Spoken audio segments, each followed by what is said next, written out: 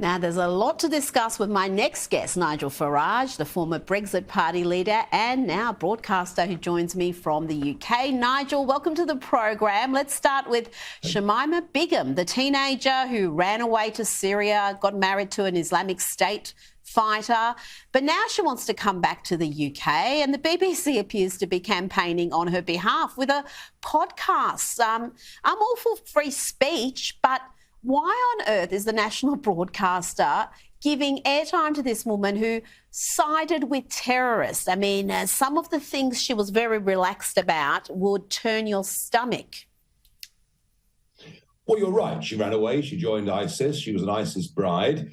And the first interview she gave, which was to a British broadcaster, showed she was wholly unrepentant of her views on a very dangerous radical form of Islam. Now, she obviously realised that was really messing up her chances of getting back to the UK, but now suddenly she's adopted Western attitudes. So the BBC aren't just doing a single podcast about her, it's an 11-part series. They've invested a huge amount of time and money.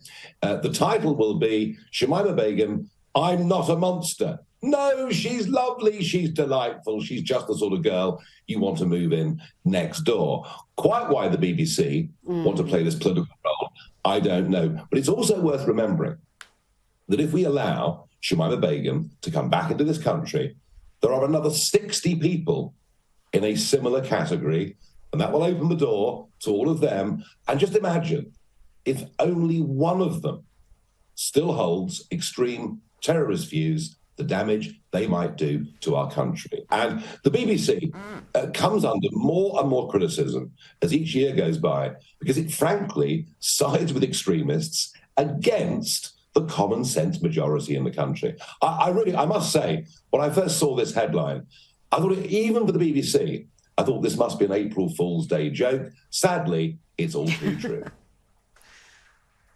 It is too true, and you're right.